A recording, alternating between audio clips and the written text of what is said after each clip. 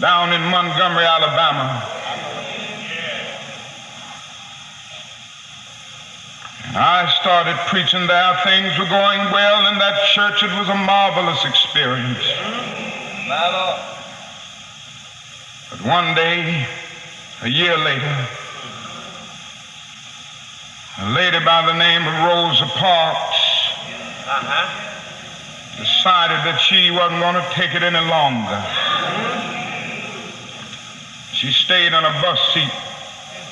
And you may not remember it because it's way back now, several years, but it was the beginning of a movement where 50,000 black men and women refused absolutely to ride the city buses, and we walked together for 381 days. Yes, sir.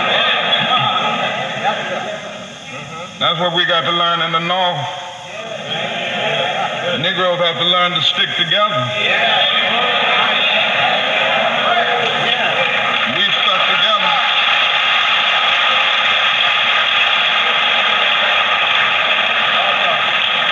We sent out the call. No Negro rode the buses. It was one of the most amazing things I've ever seen in my life. And the people of Montgomery asked me to serve as the spokesman. And as the president of the new organization, the Montgomery Improvement Association, that came into being to lead the boycott, I couldn't say no. And then we started our struggle together. Things were going well for the first few days, but then about 10 or 15 days later, after the white people in Montgomery knew that we meant business, they started doing some nasty things. They started making nasty telephone calls, and came to the point that some days more than 40 telephone calls would come in, threatening my life, the life of my family, the life of my children.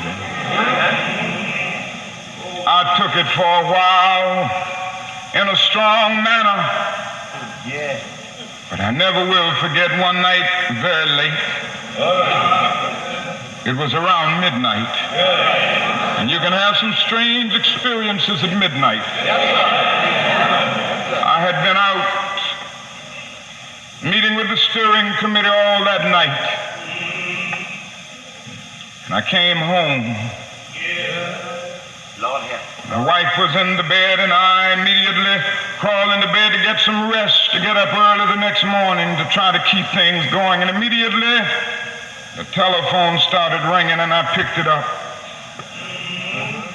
On the other end was an ugly voice. That voice said to me in substance, "Nigger, we are tired of you and your mess now. And if you aren't out of this town in 3 days, we're gonna blow your brains out and blow up your house."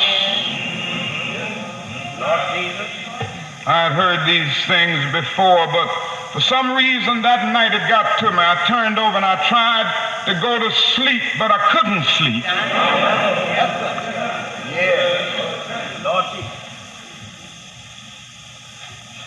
was frustrated, bewildered. And then I got up and went back to the kitchen, and I started warming some coffee, thinking that coffee would give me a little relief. And then I started thinking about many things. I pulled back on the theology and philosophy that I had just studied in the universities, trying to give philosophical and theological reasons for the existence and the reality of sin and evil, but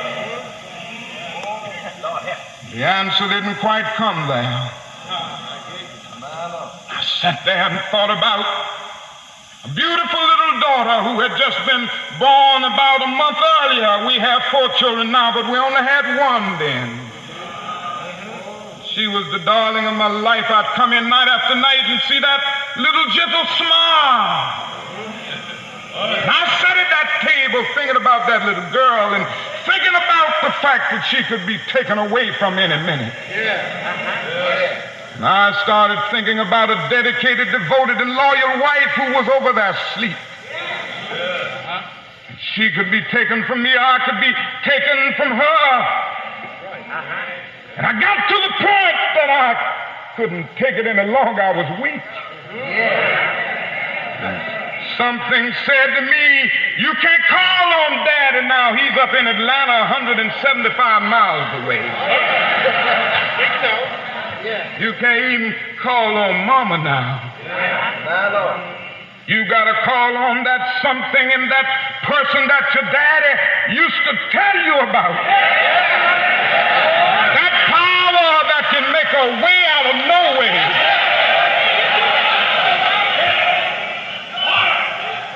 I discovered then that religion had to become real to me, and I had to know God for myself. And I bowed down over that cup of coffee. I never will forget it. Oh, yes, I prayed a prayer, and I prayed out loud that night.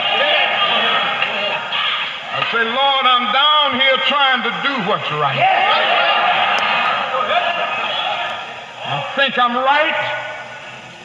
I think the cause that we represent is right. But Lord, I must confess that I'm weak now, I'm faltering, I'm losing my courage. It seemed at that moment that I could hear an inner voice saying to me, Martin Luther, stand up for righteousness. Stand up for justice. Stand up for truth. And lo, I will be with you even until the end of the world. I tell you, I've seen the lightning flash. I've heard the thunder roll.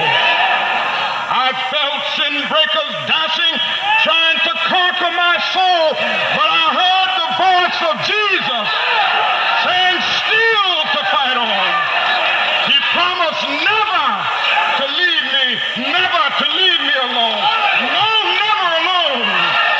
No, never alone. He promised never to leave me. Never to leave me alone.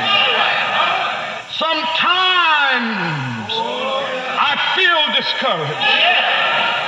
And I don't mind telling you this morning that sometimes I feel discouraged.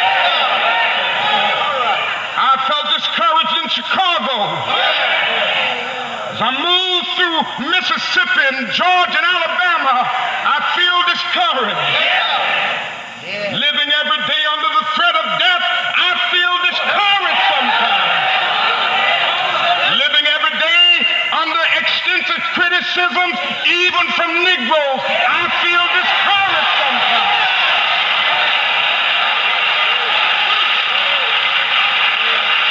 Yes, sometimes I feel discouraged and feel my works in vain. But then the Holy Spirit revives my soul again. There is a balm in Gilead to make the wounded whole. There is a balm in Gilead to heal the sin-sick soul. God bless you.